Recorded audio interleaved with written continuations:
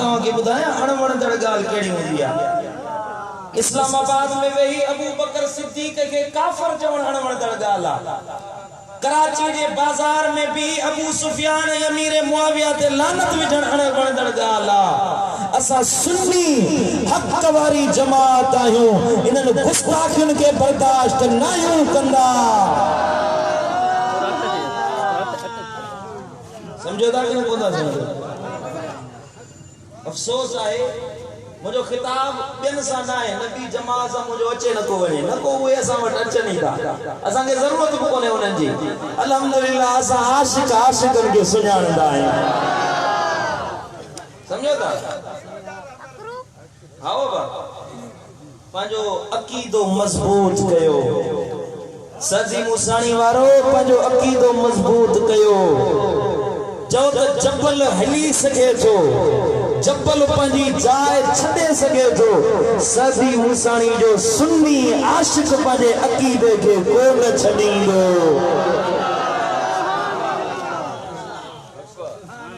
है न बा? कहिड़ा अक़ीदा ॿुधायां? मुंहिंजी मोबाइल में रिकॉर्ड थियल आहे, ॿ तकरीरूं तव्हांखे हिकिड़े मौलवी जी थो ॿुधायां त कीअं थो गुस्ताखी करे। असांखे चवंदा त अहले सुन्नत वारा अणवणंदड़ ॻाल्हियूं था कनि, अणवणंदड़ ॻाल्हियूं हे ॿुधो तव्हां हे छा थो चवे। हम मौला अली को अंबिया बराबर नहीं मानते, हम मौला अली को अंबिया से अफजल मानते हैं। माज़अल्लाह अस्तग़फिरुल्लाह। असां अली के नबियन खां बि अफजल मञंदा आहियूं। हे वरी ॿियो ॿुधो। पर कूफा पर बैठकर कह रहे थे, दुनिया वालों सूरज बनाने वाला मैं अली हूँ, आसमान बनाने वाला मैं अली हूँ, जमीन बिछाने वाला मैं अली हूँ, चांद बनाने वाला मैं अली हूँ, सजा देने वाला मैं अली, सर हिलाने वाला जिंदाबाद है, सजा देने वाला मैं अली हूँ, रिस्क देने वाला मैं अली हूँ, नबी भेजने वाला मैं अली हूँ, किताबें नाज़िल करने वाला मैं अली हूँ। यौम महशर अदल की मसलक पर मैं अली बैठकर तुम्हारा अदल करूंगा। एक मुकस्सिर अली के दरबार में उठा, उसने कहा अली ये तो अल्लाह के काम है जो तू अपने साथ के साथ लगा रहा है, ये कोई तेरे फजाइल है? अली फरमाते तेरी माँ तेरे गम में मातम करे, चुप करके जमीन पे बैठ। ये मेरे फजाइल नहीं है, ये मेरी नौकरी है, फजाइल है शरीयत। माज़अल्लाह। रिज़्क़ ॾियण वारो मां अली आहियां, रोज़ी ॾियण वारो मां अली आहियां, क़यामत में हिसाब किताब करण वारो मां अली आहियां। अञा हे ॿुधो वरी ॿियो। अली अल्लाह का खालिक है, अली अल्लाह का रब है, अली माज़अल्लाह। अली अल्लाह का खालिक है, अली अल्लाह के पैदा करण वारो आहे। अॻियां मां हलायां नथो, चवे थो त अली जी अल्लाह जी औकात माज़अल्लाह इहा आहे जो फातिमा ज़हरा जे दर ते दाढ़ी सां बुहारी ॾे। हे आहे नकीदा। ऐं असांखे गवर्नमेंट वारा झलनि था त तव्हां अणवणंदड़ ॻाल्हियूं था कयो। दिलि रत जा ॻोढ़ा रोए थी त सुन्नी असांजा जेकॾहिं के को खिताब में पाक फौज जे लाइ जनरल कमर जावेद बाजवा जे लाइ को बुरो जुमलो ॻाल्हाए, पाकिस्तान जी फौज जे लाइ को बुरो जुमलो ॻाल्हाए त असां जे लाइ इदारा तयार वेठा आहिनि गिरफ़्तार करण जे लाइ। अरे पाकिस्तान जी फौज मोहम्मद मुस्तफा जी फौज का लख दफ़ा कुर्बान आहे।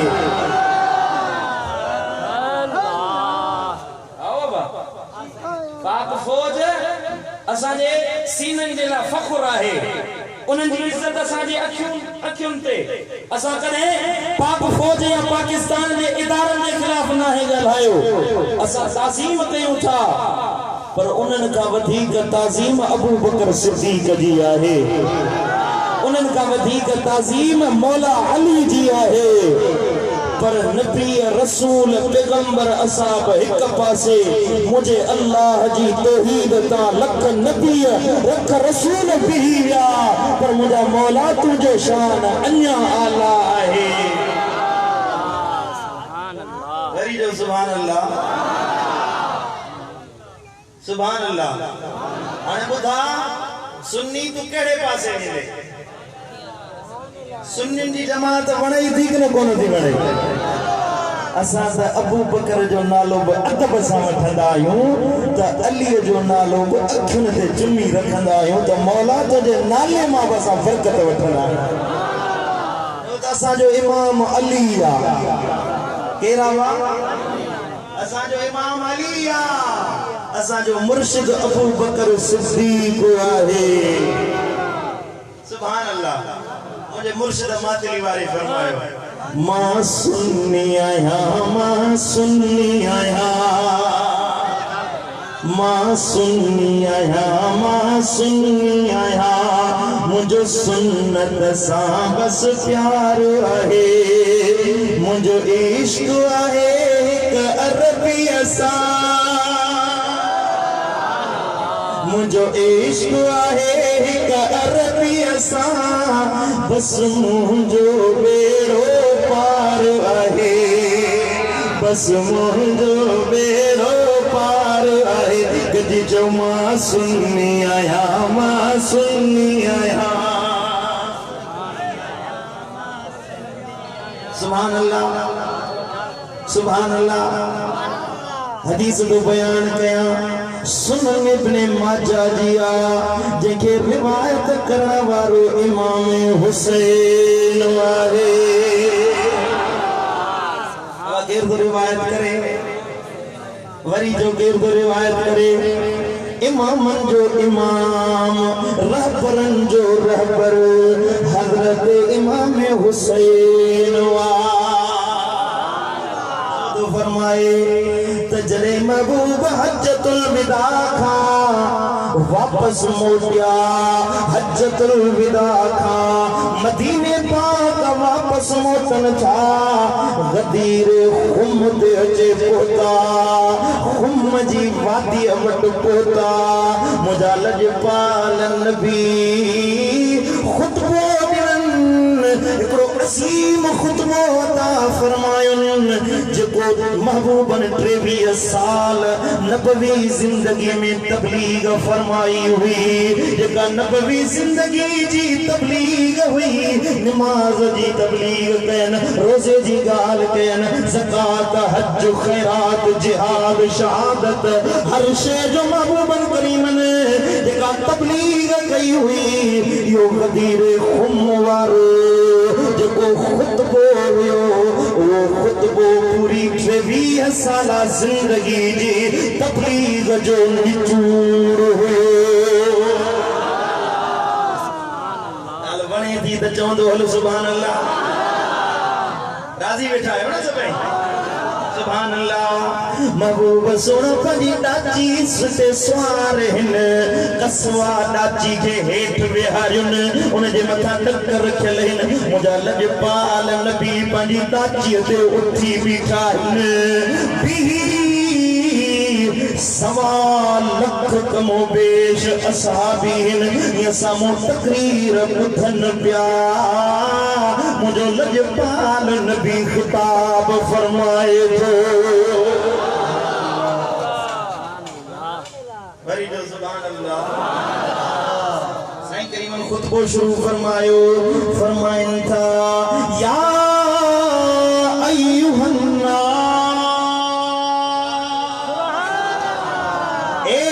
इंसानो जरे इंसान लफ्ज फरमायो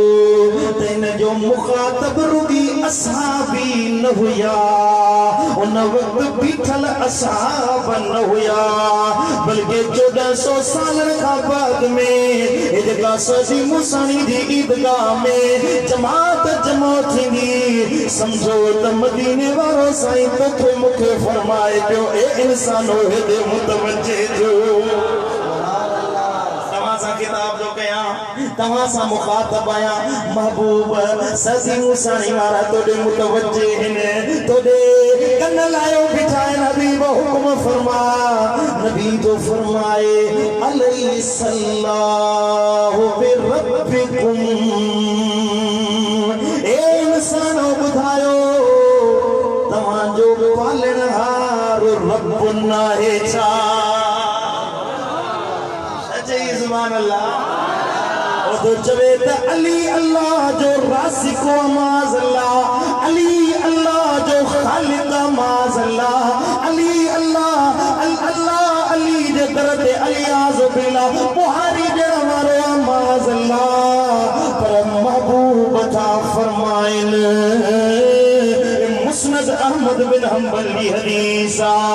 ये सुनन इब्ने माजा जी हदीसा, जे सुनन जो हवालो नथो वणई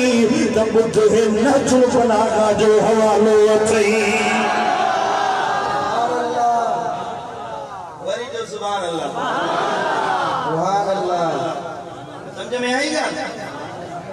असां जो नथो मनी त पंहिंजे किताब खे अहले सुन्नत जो कुरान का बाद में सबका मथाओं किताब सही बुखारी है। अहले तशय्यो में सबका वडे में वडो किताब कुरान का बाद में नहजुल बलागा। वनी पूछा क्यों नहजुल बलागा जी रिवायत पढ़ा, मुझे लजपाल नबी फरमायो अलैहि सल्लल्लाहु बिरब्बिकुम, छा तवां जो पालणहारो अल्लाह नाहे? जो आहे जो असांजो रब अल्लाह हुआ, सदी मुसारी वारा दिल खोले जो असांजो रब असांजो मालिक, हथ मथे खणी जो असांजो खालिक, असांजो पालनहार हिकु अल्लाह हुआ, न उनजो को शरीक हुआ, न उनजो को साथी आ, न उनजो को सांझी आ, न उनजो को मददगार आ। असा अली के मुझे मुर्शिद रात बयान करो, असा अली के अल्लाह न मनदा आहियूं, असा अली के वलीउल्लाह मनदा आहियूं।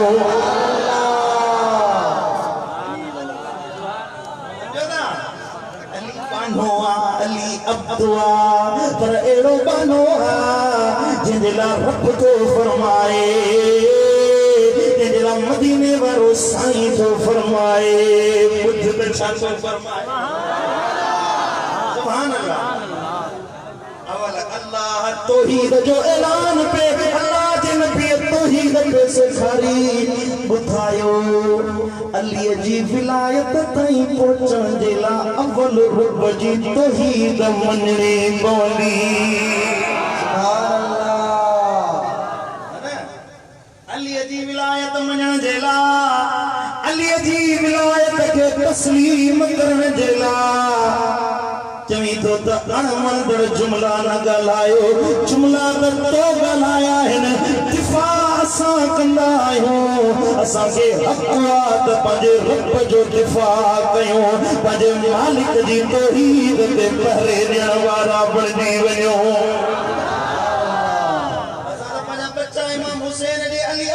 कुर्बान करण वारा आहियूं, हुसैन जी शहादत ते असां पंहिंजूं जानियूं कुर्बान करण वारा आहियूं, पर हुसैन जी निस्बत रब जे सदके मिली आहे। जेकॾहिं रब जो को तौहीद करे बर्दाश्त कोन कबी, असां उन जमात में शामिल थींदासीं जेको चवे त अल्लाह वहदहु ला शरीक आहे।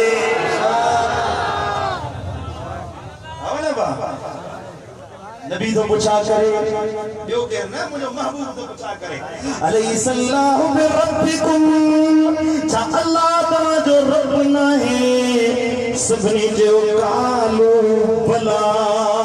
छो न मुंहिंजा महबूब खोर वञाए हबीब, रब खां सिवा ॿियो को रिश्तो ई कोन्हे को। सुभान अल्लाह। हबीबन वरी फरमायो अलस्तु औला बिल मुमिनीन मिन अनफुसिहिम व अज़वाजी उम्महातुहुम।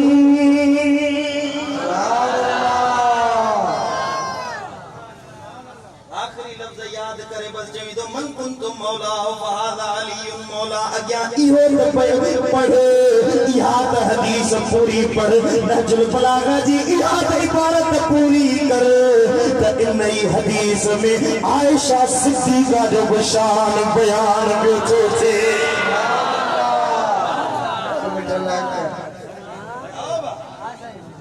सुभान अल्लाह। नबी तो फरमाए अलस्तु औला बिल मुमिनीन मिन अनफुसिहिम, छा मां मोहम्मद मुस्तफा मोमिनन के उन्हनि जी जानन खां वधीक प्यारो न आहियां। सवाल तो करे नबी, छा मूंसां पंहिंजी जानन खां वधीक प्यार नथा कयो? मोमिन चयो दसिर यार दा नज़राना, ले यार दे कोलावे, महबूब दी मर्जी है, गले लावे या ठुकरावे, जन्नत दी नहीं ख्वाहिश है मेरे खुदा मैनू। सदी मूसा वारन का नबी पुछा कयो ते ए मोमिनो बुधायो पंहिंजी जानन खां वधीक मूंसां प्यार कयो था कि न? जवाब दे नबी के प्यार करी तो गिनन केड़ो केड़ो आज को नबी जे नाले ते पंहिंजो सिर कुर्बान कंदो, केड़ो आज को पंहिंजी जान नबी जे नाले ते कुर्बान कंदो, हथ मथे कर रिकॉर्ड करे आशिकन जो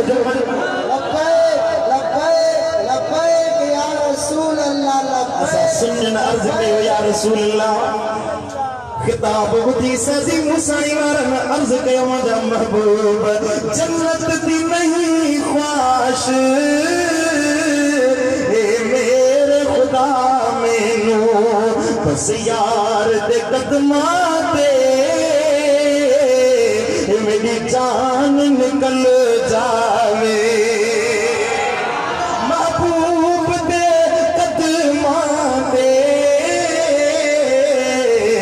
मेरी जान निकल जावे। सल्लल्लाहु अलैहि या रसूल अल्लाह वसल्लम अलैका या हबीब अल्लाह। सुभान अल्लाह। हदीस अहले भाई नबी तो पूछा करे अलस्तु बिल मुमिनीन मिन अनफुसिहिम, छा मां मोमिनन के उन्हनि जी जानन खां वधीक प्यारो न आहियां? व अज़वाजी उम्महातुहुम, ए मोमिनो छा मञो था त मुंहिंजूं घर वारियूं तव्हां जूं अमड़ियूं आहिनि?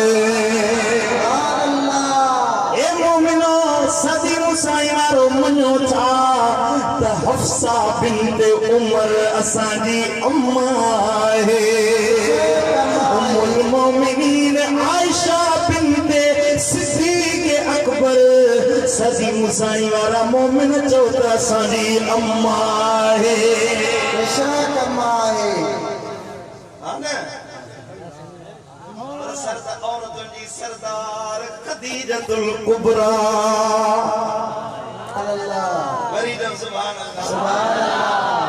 फातिमा जी अम्मा, हसनैन जी नानी,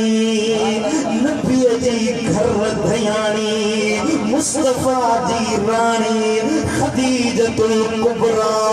चओ त असांजी अम्मा है।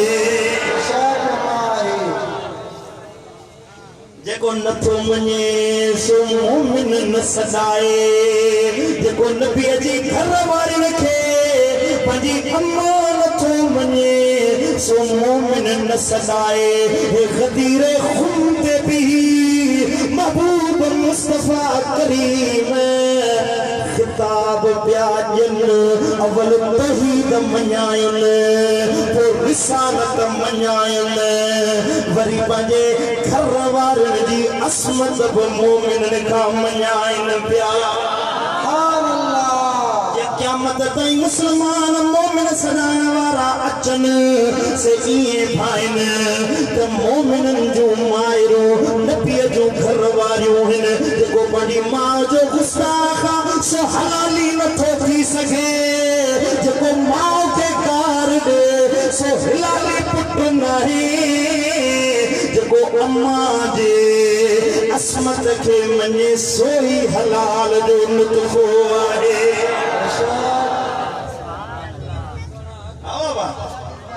सुभान अल्लाह नबी तौहीद मनाराई नबी रिसालत मनाराई असमत अज़वाज मुस्तफा मनाराई सबनी गॾजी चयो सवा लख साबी हुआ तन गॾजी चयो भला या रसूल अल्लाह मुंहिंजा महबूब छो न मञो रब असांजो अल्लाह हुआ नबी असांजो मुस्तफा है नबी जूं घर वारियूं असांजो अमड़ियूं आहिनि त साईं करीमन फरमायो जे तौहीद खे मञो था मूंखे पंहिंजी जान खां वधीक प्यारो मञो था मुंहिंजी घर वारियुनि खे पंहिंजी अम्मा मञो था त पोइ ए मोमिनो ॿुधो फमन कुंत मौला फहादा अली मौला दिल न थारी सुभान जंहिंजो मौला मुहम्मद मुस्तफा आया तंहिंजो मौला अलिया वरी चओ तंहिंजो मौला दिल सां चओ मौला ज़ुबान के साथ दिल बोला अली मौला दिल खोले जो ज़ुबान के साथ दिल बोला अली मौला ज़मीन बोली ज़मन बोला गजी चो अली मौला अली मौला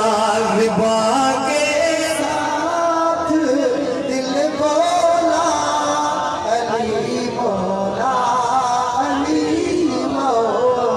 नबी जो छुआ अली जी बाह में यहाँ बदी मथे करे साहबा किराम जे साम्हूं उथी भी बाबा पंहिंजो हथ अली जे हथ में विझी फरमाए तो ए मोमिनो ॿुधो हुक्म थो ॾियां फ़ैसिलो थो ॿुधायां अर्ज़ नथो कयां महबूबन करीमन फरमायो ये फ़ैसिलो आहे जेको मञे थो सो मोमिन आहे जेको नथो मञे थो मुनाफ़िक़ आहे मुनाफ़िक़ खां वञा जो दर्जो आहे मन कुंत मौला फहादा अली मौला जंहिंजो मौला मां मुहम्मद मुस्तफा आया तंहिंजो मौला अली सभिनी हथ मथे कया मञो तव्हां मञो की न कोन मञो जेको नथो मञे हिनखे चओ त ॿाहिरि निकिरो ईदगाह मां तुंहिंजी जाइ न अलीअ जे हिकदारनि जी जमात सुभान अल्लाह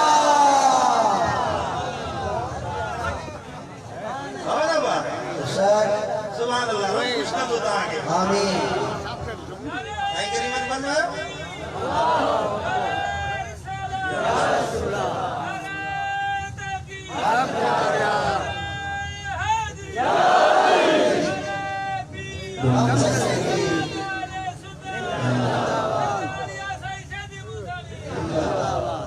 सुभान अल्लाह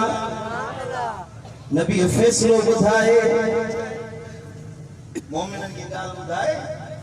हुकुम फरमाए हाणे दुआ जे हथ कयां ॿुधायो नबी दुआ जे हथ खणे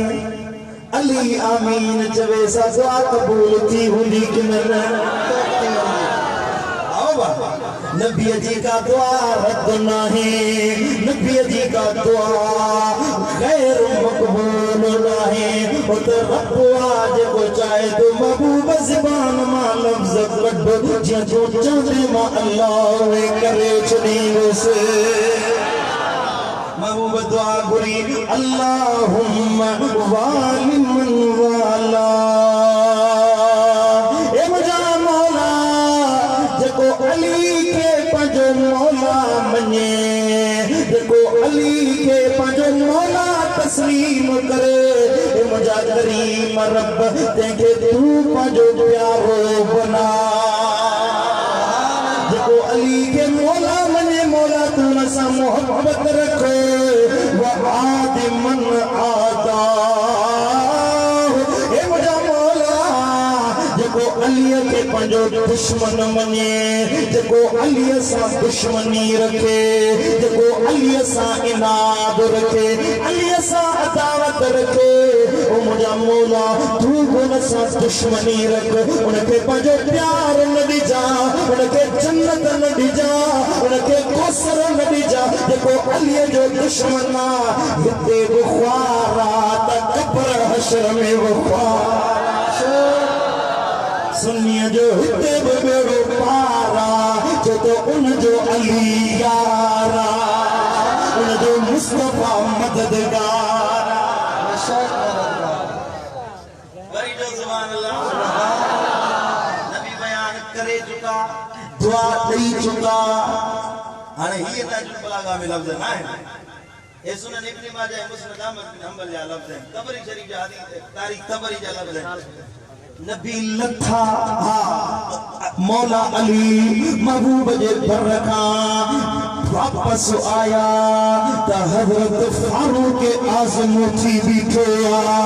उमर उठी बीठा फारूक आजम उठे अली के घणी पंहिंजे सीने सां लातो अथई भाकरो बातो अथई वाह जो शान तुझो जो आसमान जे हेठ को एड़ो मोमिन नहीं क़यामत ताईं कोड़ो मोमिन न थींदो जो सुबुह इन हाल में कंदो जो अली तू जो मौला हूंदे सुभान अल्लाह अली के उमर भाकुर पातो है छाजे ये जो शेर में पढ़े तो ज़िबा के साथ दिल बोला अली मौला जी जो ज़िबा के साथ दिल बोला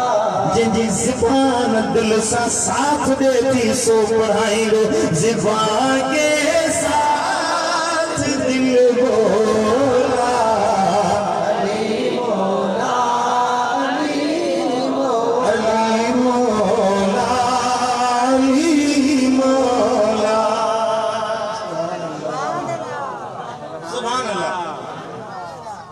ये रिवायत इत्तिहाफुल मसाइल फवाइदुल मजमुआ कंजुल उम्माल हाफिज इब्न साकिर पानी तारीख दिमश्क में रिवायत आंदिया जेके रिवायत करने वालो खबर दे केरा खलीफा सानी अमीरुल मुमिनीन खलीफतुल मुस्लिमीन हजरत उमर फारूक आहे बाबा अली जो शाना ज़बान नबी दिया रिवायत करने वालो उमर आहे तो उमर धारा अली धारा न मिठा अली उमर हिते बकतुन त हशर में वो चंदा त बाह बाह में दई बाहों पिछे में विझी अली उमर असा सादी मुसाई जे आशिकन जे सामोईदा असा सफाई वडी बुली जे कदमन पे करंदासी ओ उमर सोना ओ मौला अली बख्शिश करा गुनहगार आयो भई जंदा दिलगीर न थो असा तवाजी मदद जे लाची आयो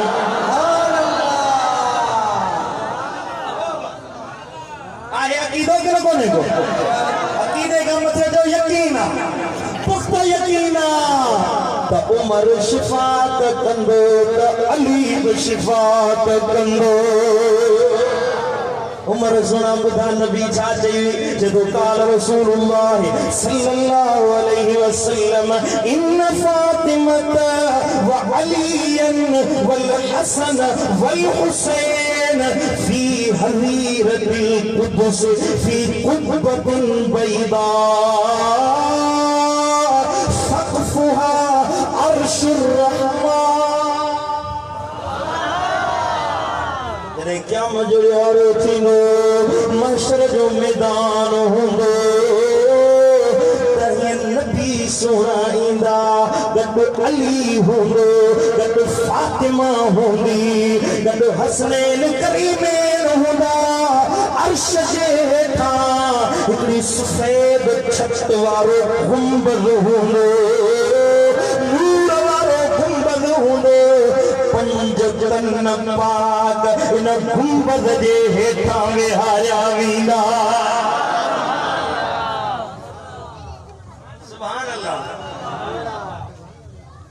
इन हदीस के अन्या मजीद एक किताब में रिवायत है महबूबन करीमन फरमायो असा जन्नत जे आला दर्जे ते हुंदासी फज़ाइल सहाबा में इमाम बहक की रिवायत आंदी है असा जन्नत जे आला मकाम ते हुंदासी अली अर्ज कयो या रसूल अल्लाह असा जन्नत जे मथां मकाम ते हुंदासी महबूब फरमायो तो उहे माण्हू किथे वेंदा जन असा सा प्यार कयो असा पंज तन पाक सा मोहब्बत रखिया नबी फरमायो उहे किथे वेंदा साईं फरमायो अली दिलगीर नथी उहे असा सा गॾु असांजे मकाम में हूंदा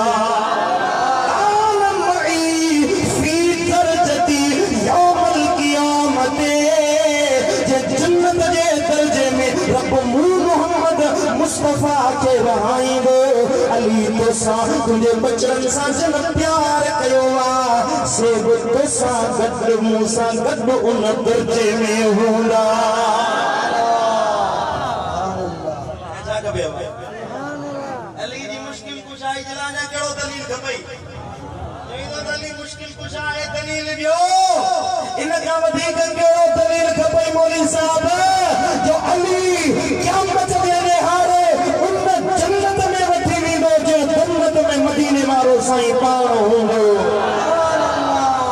तोखे जे अली सां प्यार नाहे हसनैन सां मोहब्बत नाहे त हशर में जीअं हींअर सदी मुसाणी जे ॿारहें बने ते वेठो ईंदो दरगाह खां पासे ते तोखे हिते शिरक थो नज़र अचे बिदत थी नज़र अचे दरगाह हुन ते हींअर ॿारहें बने ते ही त अली जे हुदार खां साथ अली जो साथ पंजतन पाक जो साथ उनके मिलंदो जेके अली सां प्यार करण वारा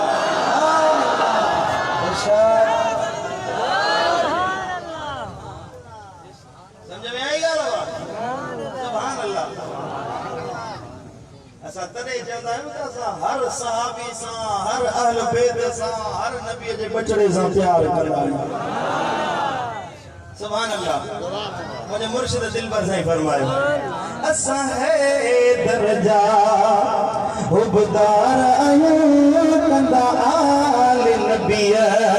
सा प्यार आयूं असा है दर्जा हुबदार आयूं कंदा आल नबी सा प्यार आयूं जो पंज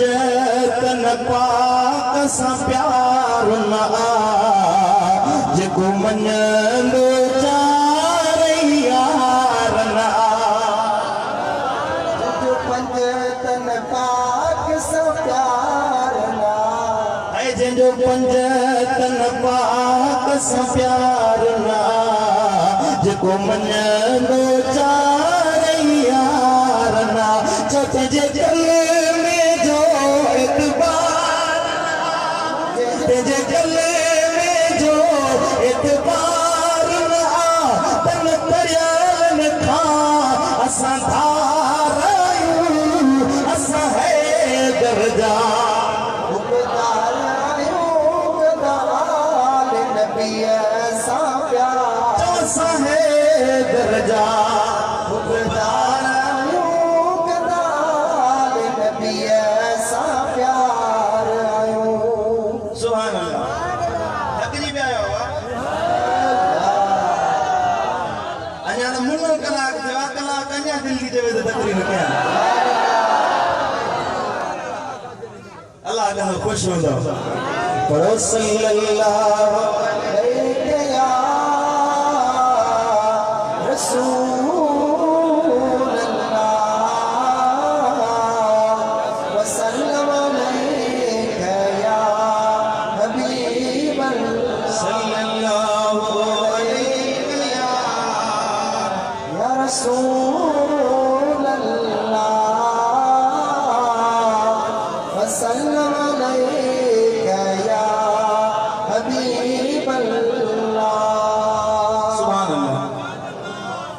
हाणे हदीस जो ॿुधाया आहे रियातुन नदर मां जंहिंखे रिवायत करण वारो खलीफ़ा बिला फसल अबू बकर सिद्दीक़ आहे।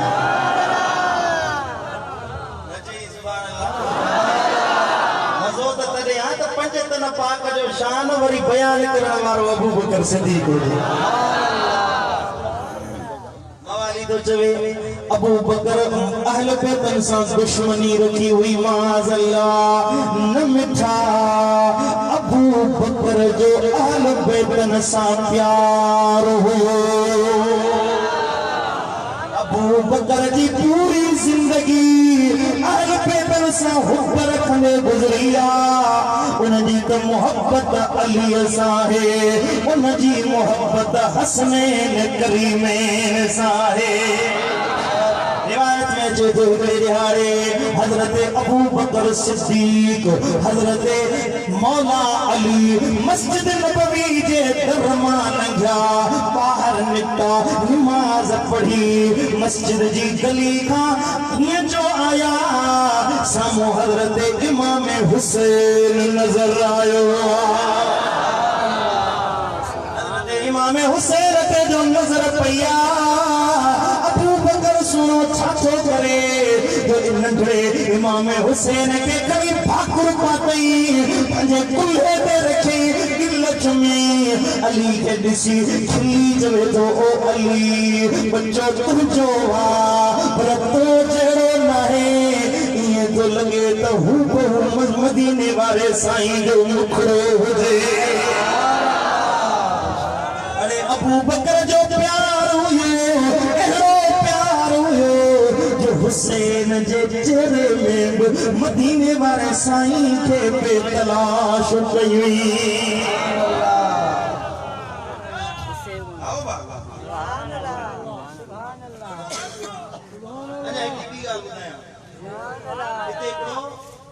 मुसलमानन के धोखो ॾींदा आहिनि। हज़रत सईदा तय्यबा ताहिरा खातून जन्नत फातिमा ज़हरा साईं के अलियाज़ु बिल्लाह दुहाई कंदा आहिनि सिद्दीक़ अकबर के माज़अल्लाह। पर ॿुध जॾहिं सईदा तय्यबा जी वफ़ात थी त अम्मा साईं ते जनाज़े पढ़ण वारो अबू बकर आहे।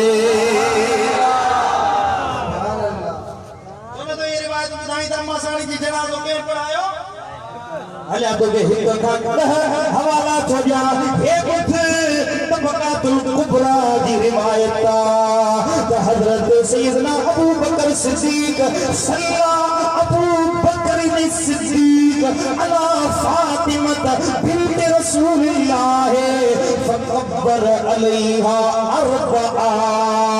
हज़रत अबू बकर सिद्दीक़ अम्मा फातिमा ते जनाज़े नमाज पढ़ी, पर जनाज़ो तो उहो पढ़ी जेको सुन्नी जो ऐं हनफियुन जो।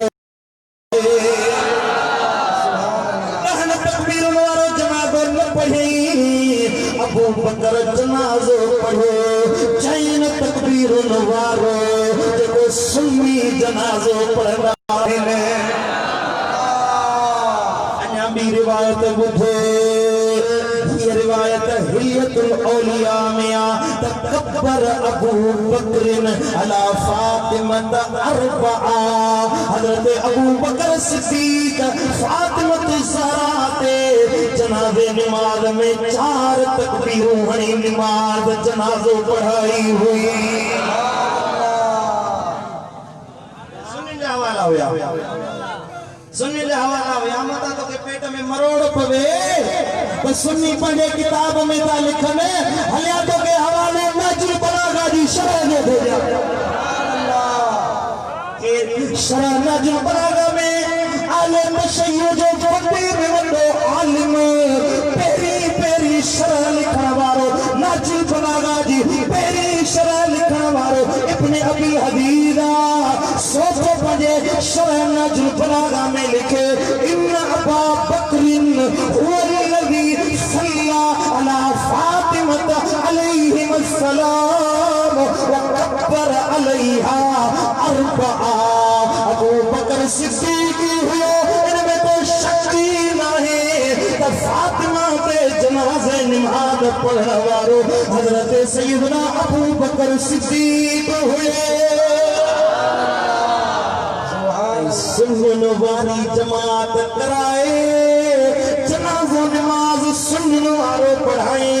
चैन तकबीरुन सा सारा बतूल जो जनाज़ो पढ़ण वारो अबू बकर सिद्दीक आहे वरी मता पियो इतराज करी त अबू बकर खलीफो हुयो पीर थो हुन मुस्ले ते जोया जे बीठो हुयो जनाज़ो पढ़ाइण जे लाइ ज़ोरी ज़बरदस्ती कम करण तो मवालीअ जो अबू बकर जो कोन्हे को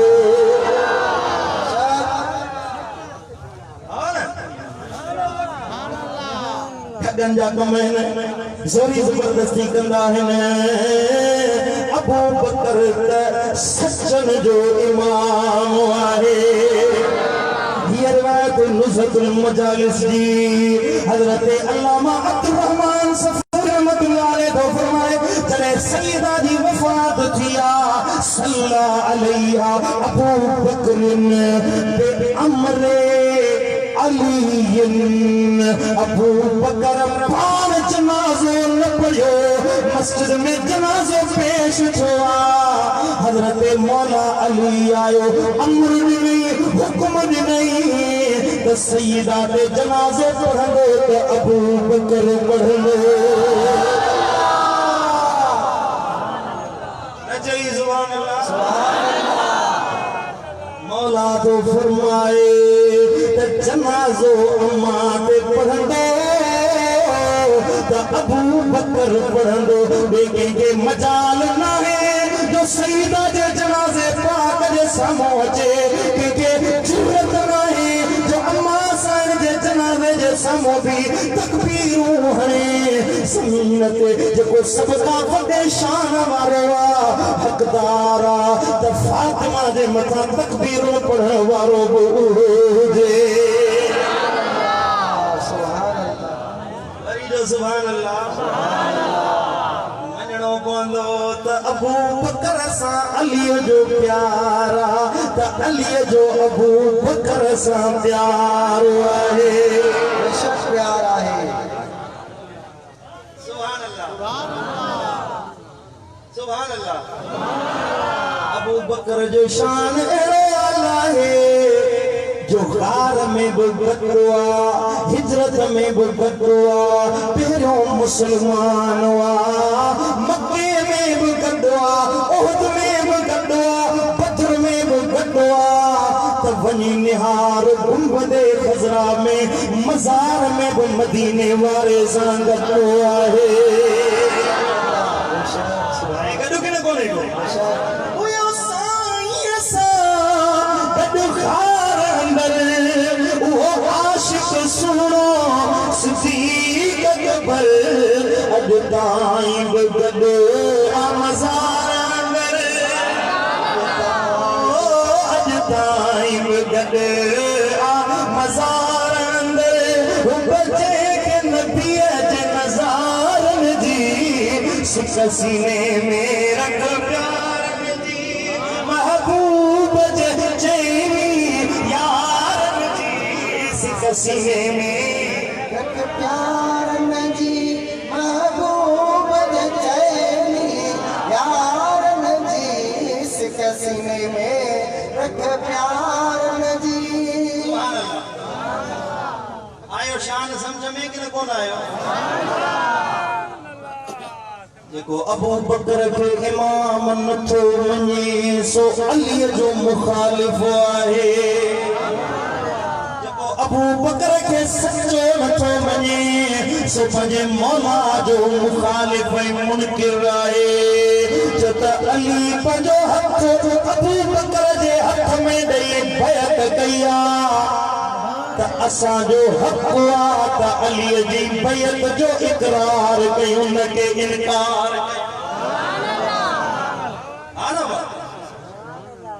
अमा साईं जी तबीयत नासाज हुई फातिमा तो ज़हरा जी त हजरत सैयदना अबू मौला अली तेमारदारी में हुआ खिदमत चाकरी में हुआ हजरत सैयदा फातिमा तो ज़हरा जी 6 महीनन ताईं साईं जी तबीयत बाबा साईं जे विछोड़े फिराक में अम्मा साईं जी तबीयत नासाज हुई साईं मुझा तबीयत जी नाचाकी जे करे मौला अली बैत करण जे ला न वियो हुयो अबू बकर सिद्दीक वट हजरत अबू बकर सिद्दीक पाण आयो अली बैत कर मुसलमानन में इख्तिलाफ पैदा थीलो अली चयो त हिन घर में वेही बैत कोन कंदुस अली जी बैत मामूली बैत न है अली वट वजाए हक बुधाईंदो क़यामत ताईं ईंदड़न खे ख़बर पवे त अली जो हथ अबू बकर जे हथ में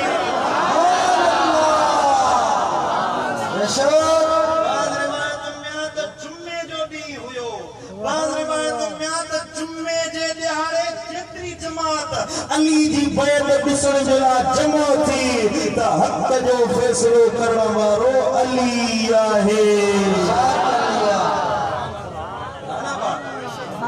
सुभान अल्लाह पुट जेको जो जड़े पासे जी हवा थी लगे तो ओने हली था पो जड़े पासे जी हवा थी लगे गौर के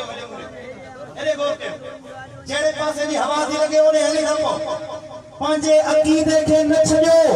पंजो अकीदो बर्बाद न कयो सही हो वाला अल्लाह दा कन हे बल्ला अल्लाह दा कन हलौदा मौला जो जिक्र दा कन अली जो नंगर न्याज दा कन हलौदा इनन दे पुत्र तू हिक जमात में थी यक दर बगीर व महकुम बगीर एक दरवट पर मजबूती से वट या त लागी तो ओने हलियो या त लागी तो मरे पास वट जेकरे वो रस्तो वणे तो ओने वने तुजी का जरूरत नाहे हिते जे असा जो प्यार वारो मोहब्बत वारो रस्तो वणे तो त सदी मुसानी वाला हलिया इंशाअल्लाह हिन सुन्नी जमात में न दुखो थींदे न इंशाअल्लाह क़यामत में तो जेका तकलीफ पहुंचे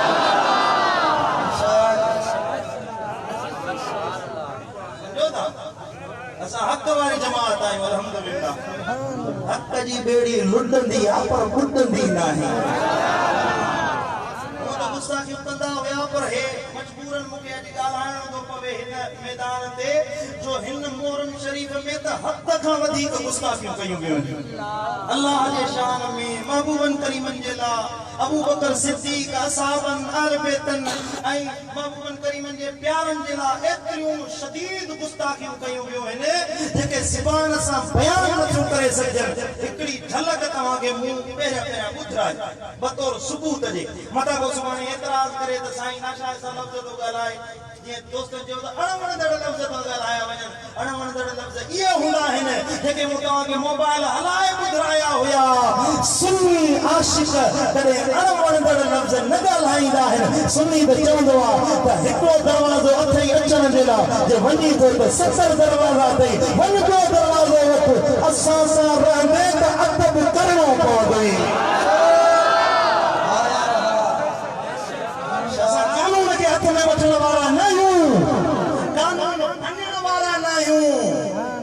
कानून तोड़ण वारा न आहियूं कानून जी असां फनकड़ी न आहियूं कंदा एहतराम कंदा आहियूं पर असांजो अर्ज़ु आहे हुक्मराननि खे मोहतरम असांजो वज़ीर आज़म साहब ट्वीट कयो हुयो त मां उन्हनि गुस्ताखनि खे पंहिंजे केफ़र किरदार ताईं पहुचाईंदुसि असांखे ख़ुशी थी जो वज़ीर आज़म साहब ताईं बि अॻियां ॻाल्हि पहुती आहे त कहिड़ा गुस्ताख आहिनि ऐं कहिड़ा आशिक़ ऐं अदब वारा आहिनि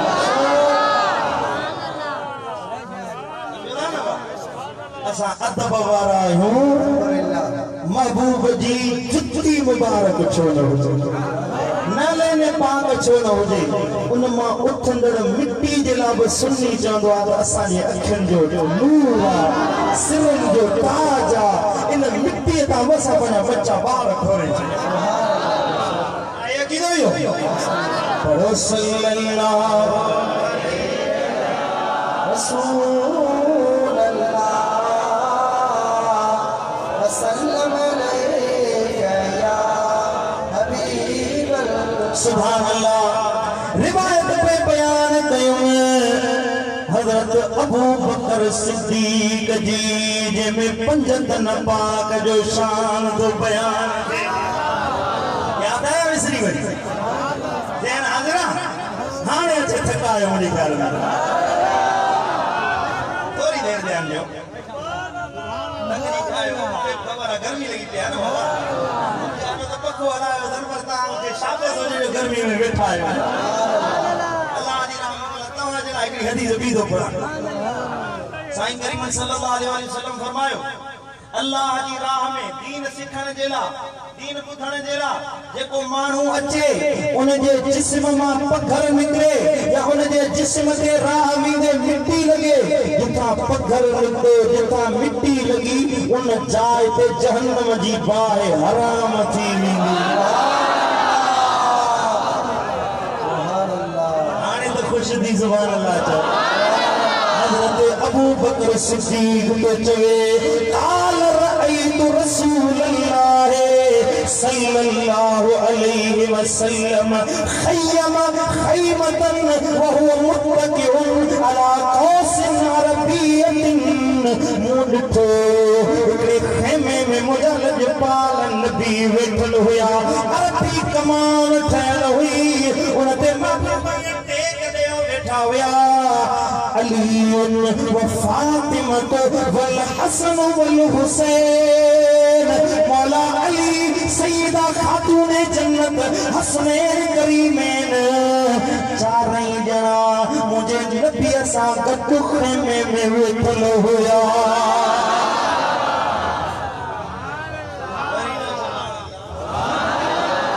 अबू बकर आयो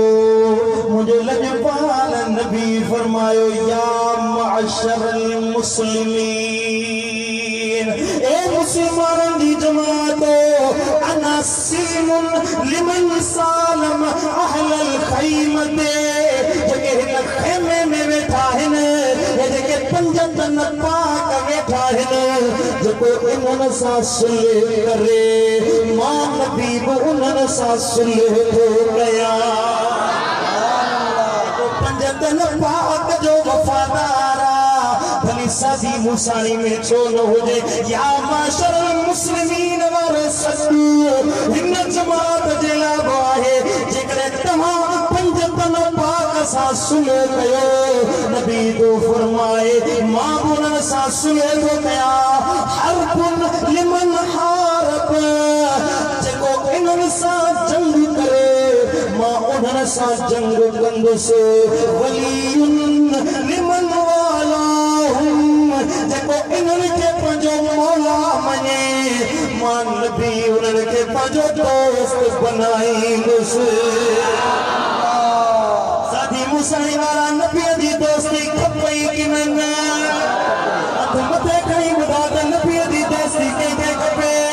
नबी तो फरमाए पोइ अली खे पंहिंजो मौला मञो हसनैन खे पंहिंजो मौला मञो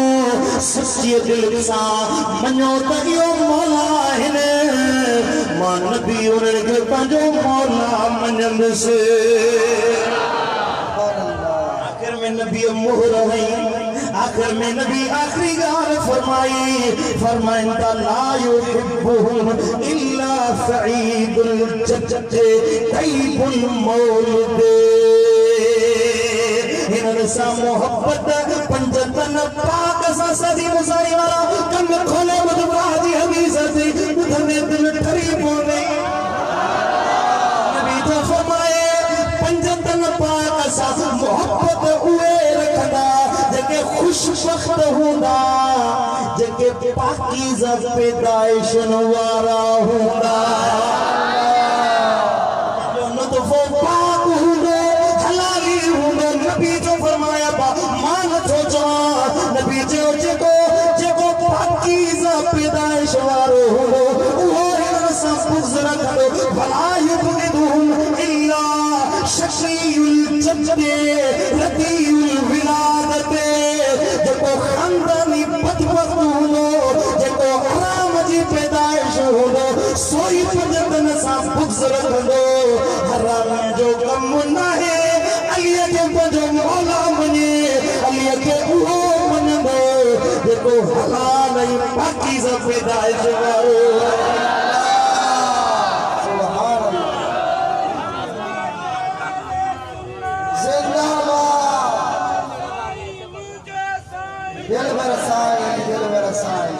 सुभान अल्लाह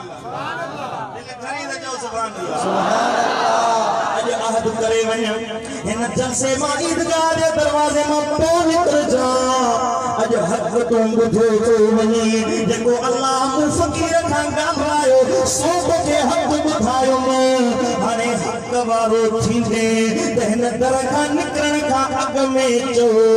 त मरंदासीं बि सुनी थी त जींदासीं बि सुनी थी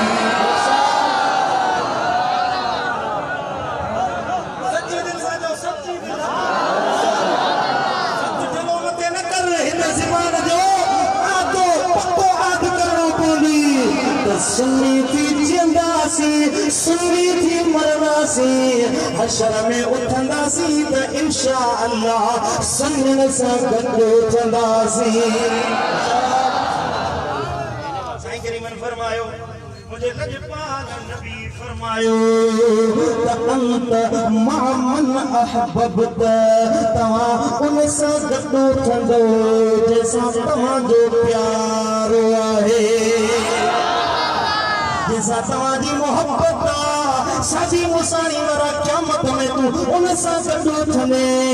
जैसा तुझी मोहब्बत हूंदी हाणे फैसलो करे वञी ईदगाह में अल्लाह जे कामिल वली साजी मुसानी खे गवाह बनाए वञे ओ अल्लाह वारा तुझी हाज़िरी में असां गवाही था ॾियूं त इंशाअल्लाह हसनैन सां मोहब्बत रखंदासीं त हशर में क़यामत में भी इन जमात सां हूंदासीं जेके सुन्नन जा इमाम जो पहिरियों इमाम अबू बकर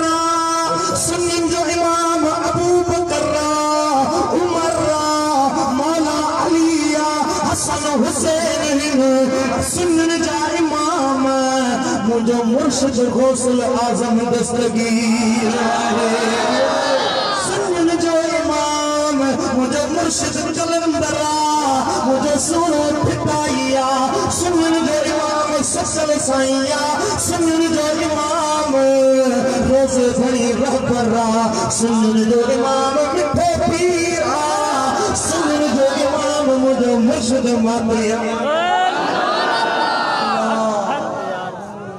अल्लाह जे कामिल वलीअ जे पिड़ में वेठा आयो त मोहर लगी वई वलीअन जे आस्थाने ते सदी मुसानी ते अचण वारा बि सुन्नी आहिनि असां अदब वारी जमात आहियूं उन बेअदबनि मां न आहियूं नबी जे बचड़नि जी बेअदबी कई उन्हनि मां न आहियूं असां जन महबूब जे बचड़नि ते तीर हलाया असा उन्हनि बदबख्तन मां न आहियूं सदी मुसाणी वारो जन महबूब जे बचड़नि जो रत वहायो असा उन्हनि बदबख्तन मां न आहियूं जन नबीअ जे बचड़नि खे बेआबरो कयो नबीअ जे शहज़ादनि खे उञारो रखो बुखारो रखियो असा उन्हनि मां न आहियूं असा उन्हनि मां आहियूं जेके नबीअ जे बचड़नि सां प्यार कंदा आहिनि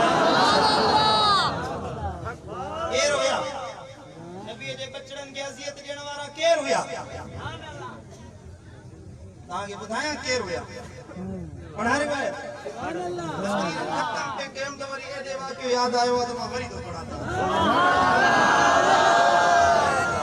वरी जो सुभान अल्लाह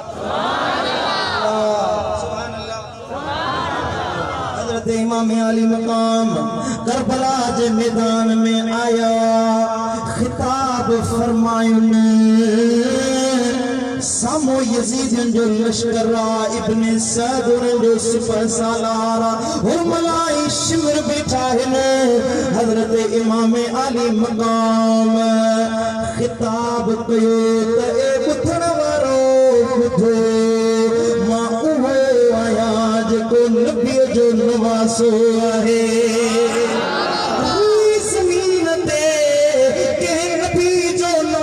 बाकी ना है माम नबी जो नवासो अकेलो आया जको जमीन ते अजब मौजूद है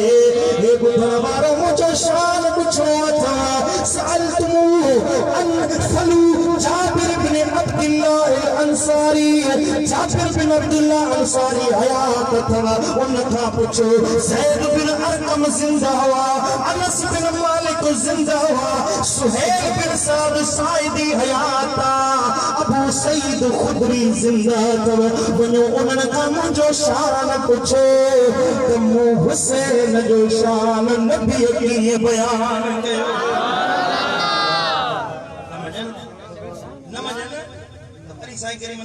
हजरत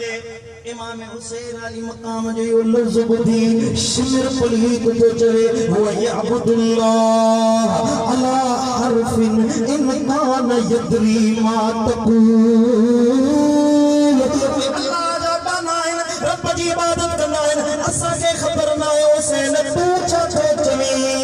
बस उन पलीत जा ये लफ्ज़ ॿुधणा हुया त हजरत इमाम अली मकाम रुड़ गई या शब्द इब्न रबी या हज्जार इब्न अबजर या क़ैस इब्न अशअस या यज़ीद इब्न हारिस अलम तक्तबू इलैया या शियान अली ओ अली जा शिया सदराइण वारो ओ फिलाना है जेके नाला वरतम हजरत इमाम हुसैन फरमायो ए अली जा शिया सदराइण वारो चा तव्हां मूंखे ख़त न लिखिया हुया ओ अली जा पुट असां वटि अच करबला में अच कूफे में असांखे दीन जो हक़ ॿुधा ज़ालिम हुक्मरान थिया आहिनि छा तव्हां ख़त न लिखिया हुया हज़रत इमाम फरमायो तव्हां त अलीअ जा शिया पे सदायव वरी मूं हुसैन जा कातिल बणिया आहियो इएं न कयो सुञाणो जो मां हुसैन इब्न अली दानिशमंद रा इशारा काफी अकुलमंद जे लाइ इशारो काफी हूंदो आहे ख़बर पइजी वई त कातिल केर आहिनि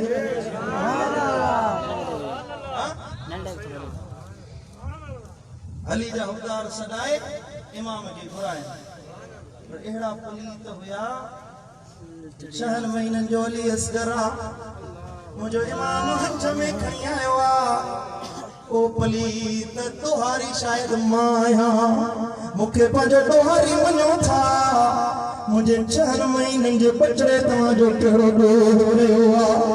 मुंहिंजे बच्चे खे त पाणी पियारियो मुंहिंजे शहज़ादे खे त पाणी पियारियो ज़ालिम चवनि था हुसैन और तोखे पाणी ॾियूं था ये परे खां जो तीर हलायो अथनि तीर आयो आहे शहज़ादे अली असगर जे गुलाब जे गुल खां नाज़ुक गिची आहे जे गिची मुबारक ते तॾहिं का असियत ॾियण वारी शइ न वेठी आहे पर ज़ालिमनि जो तीर हयो आहे बचन वारा सभई आयो पुतड़े के जे पेट में सूर पवंदो आहे तूं दरगाह ते खणी ईंदो हुई तूं डॉक्टरनि ॾे खणी वेंदो हुई ॿुधा दिलि ते हथ रखे ॿुधा त मुंहिंजे इमाम जे दिलि तां छा गुज़री हूंदी जो हिन नंढड़े बच्चे जो रतु वहे पियो खून जारी आहे ऐं हुसैन निमाणा नेण खणी खेमे में वापस पलटियो आहे नंढड़ी सकीना आई बाबा शायद अधे के पानी मिलियो आहे भाउ जो लुछण तड़पण ख़त्म थियो आहे ज़ालिमनि पाणीअ जो ढुक ॾिनो आहे अब्बा पाणी त मिलियो आहे पर फुरात जो नन्हाने नबी जे हथां कोसर जा प्याला पी आया अल्लाहु अकबर हबीबन करीमन सल्लल्लाहु अलैहि वसल्लम इन इमाम जे इश्क में मोहब्बत में रुना हुआ जो नबी के खबर हुई तो मुझे बच्चे जो रत वहायो वेंदो हुसैन के कत्ल कयो वेंदो सफर जी नसीहत कई हुयन पर वाह इमाम एहरो पाजे नाने नबी जे कौलन ते अमल करे ॾेखारी जो क़यामत ताईं को अचे त अहिड़ो पैदा न थींदो जो हुसैन जे रस्ते ते हुसैन चहिरो को किरदार निभाए ॾेखारे अमल करण वारी ज़ात हिकु मुंहिंजे इमाम हुसैन जी आहे पढ़ो सल्लल्लाहु अलैहि या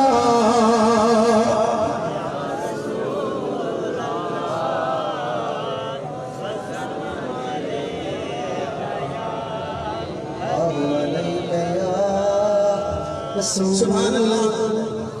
हजरत इमाम अली मकाम का अग में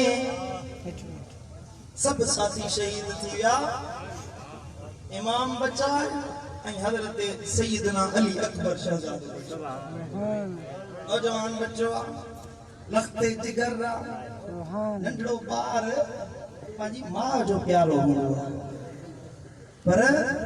नौजवान पुटड़ो वरी पीउ खे पसंदि हूंदो आहे पीउ जो हथ ॾोखी हूंदो आहे पीउ जो हमदर्द हूंदो आहे पीउ सां कुल्हो कुल्हे में मिलाए हलंदो आहे हाणे शहज़ादो आयो बाबा हुकुम ॾे त मां मैदान मल्हाइण जे लाइ वञा बच्चा तूं जो नौजवान आहीं सफ़र कर बस तुंहिंजो अबो थो वञे फरमाए थो त बाबा साईं न तव्हांजी शहादत मां ॾिसी न सघंदुसि भली त पुटड़ो तुंहिंजे नाले ते सिर कुर्बान करे अचे बाबा हुसैन तुझी शुजात के सलामा वाह मुझा मौला हुसैन तुझी बहादुरी के सलामा जो पुटड़न के माण्हू नौकरी जे लाइ तयार कंदा आहिनि दुनिया कमाइण जे लाइ तयार कंदा आहिनि पर बच्चे के हुसैन तयार थो करे बच्चा वञी थो त वापसि न अचिजा नाने नबी जे दीन ते सिर कुर्बान करे मर्द मुजाहिद शबीह मुस्तफा ये जो मैदान में निकतो त सजे पियो वञे त सजे ज़ालिमन खे किराईंदो पियो वञे खपे वञे त खपे वारनि खे किराईंदो वञे हज़रत इमाम अली मक़ाम जो रतवा अली जो शहज़ादो अली सानिया अली अकबर आहे थको त खेमे दे वापस आयो खेमे दे वापस जो पलटो हज़रत इमाम फरमाइश बच्चा वापस नाच वञ मैदान मल्हाए ॾेखार अर्ज़ कई बाबा साईं उन बेहाल कयो आहे मुंहिंजा अब्बा पाणीअ जो ढुक मिले पाणीअ जो कतरो मिले त सॼी ज़ालिमनि जो सिखो हिकु लज़े में किराए ॾेखारिया अंदरा अम्मा साइड पर नज़र पे फिराई त बच्चो पाणीअ जे लाइ वापसि पलटिजी आयो ऐं शिद्दत प्यास से अकबर ने पलट कर देखा माँ ने प्रेम की तनावों से लिपट कर देखा कितनी मायूस हुई साकिए को सर की बहू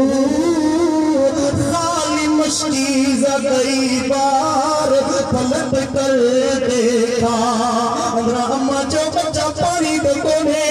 बाबे हुसैन जो बच्चा पानी लाए भला हो रिया जो मोहम्मद मुस्तफा फैज़ मोहम्मदी मुझे सीने में दाखिल कयो और या अली अकबर तुझे वाक़ में वो फैज़ पलटिया अली अकबर गरीब छुआ हुसैन पाजी खुश्क ज़ुबान अली अकबर जे वाक़ में विधिया ओ बच्चा तुझे हाणे मैदान मल्हाया ये मुर्स मुजाहिद ये आयो जा अली हैदर करार जुल्फकार लोदीनो खैबर ऐं खंदक में बोलो विड़ंदे विड़ंदे विड़ंदे विड़ंदे हिकिड़े ज़ालिम पासराटीअ में पर्ची जो हैया नेज़ो हयो अंदर नेज़ो पेवस्त थियो वॾा शहज़ादे अली अकबर लड़ कया या अबदा अदरिकनी ओ अब्बा हुसैन पंहिंजे बच्चे जी मदद जे लाइ दौड़िया हज़रत इमाम फरमायो बच्चा आयो आयो तुंहिंजो अखो चाकरी जो नज़र पवे नौजवान बच्चे जी पासरातीअ में नेज़ो पेवस्ता हीअ जो नेज़ो इमाम कढियो रत जो फुआरो निकितो इमाम रत जो टुक भरे आसमान ॾे उछलायो फरमायो आसमान गवाह जा जो हुसैन जे बचन जो को गुनाह न हुयो पर नबीअ जे दीन तां हुसैन पंहिंजा नौजवान बि कुहाए ॾेखारिया सुभान अल्लाह अहिड़े हाल में बि इमाम सब्र कयो दीन ते अमल कयो नमाज़ पढ़ी क़ुरान पढ़ियो जो साल गुज़री विया हुसैन जे दुश्मननि जो नालो निशान मिटजी वियो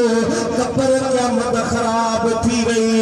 क़यामत ताईं मोमिननि जे दिलनि में अॼु बि ज़िंदा हुआ त हुसैन बिन अली आहे आओ बाबा आए मुझे इमाम जिंदा